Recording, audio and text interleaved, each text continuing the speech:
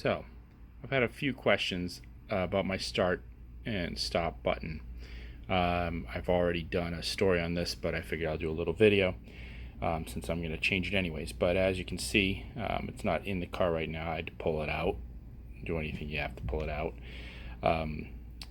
But my current start-stop button is using a cutout I bought from B8 drivers that has the OEM start and stop. The problem with the cutout is that if you can line it up with the OEM one, then you're way more talented than I am. No matter what I did, I get a lot of shadowing, meaning that I could see the silver or I couldn't see the full letter. It was driving me a little crazy because, again, my OCD. So what I did was I modified the button. So the button normally has a silver covering on it. So I pulled that off,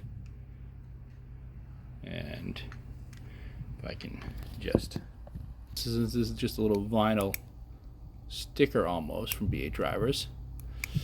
I'll pull this off and I'll show you. So I modified the original to take the sticker, which by the way is going to leave a little bit of remnant here that I don't have to take off from the sticker. But you can see that you can sort of see the outline of the original OEM one. You can still see a little bit of that even if you look real closely. Almost see it where it said start and stop. I'm not focusing well there. Start and stop. So what happened is I peeled the silver top off. That takes a while to do, so it does take, for lack of better words, it does take some serious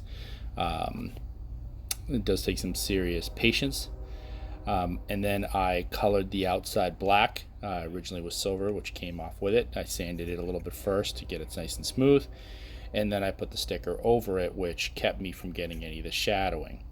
In this particular case, I'm going to be changing the sticker again to something that I'm making myself, which I'll show in a minute. But first I gotta take these edges off a little bit because it's going to come pretty close to that. So here's the cleaned up version. I kept the edges, sanded a little bit, kept most of the edges black. But now what I'm going to be putting on is a Quattro symbol, which this is the reverse version of it. It's ready for mounting. It is cut into the same carbon fiber, 3M carbon fiber that I use for the rest of the car. You can see a couple of different versions that I cut here.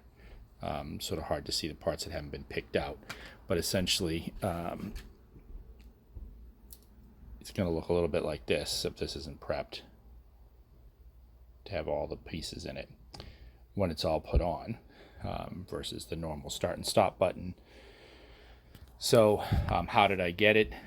I cut this one myself using a Cricut Joy. It's pretty easy to get used to doing. It is a little small, so it does take a bit to pick out just the right letters and get everything right, but hopefully it should come together nicely. Alright, so after a little bit of heat, putting the vinyl, peeling the vinyl, getting everything just right, and a little bit of heat from a heat gun, this is what the final looks like. So now it's just ready to insert back in the car, and I should get that Quattro symbol lit up nice and red. And there we are, nice and lit up. And everything works correctly. It should start too. So let's see what we get.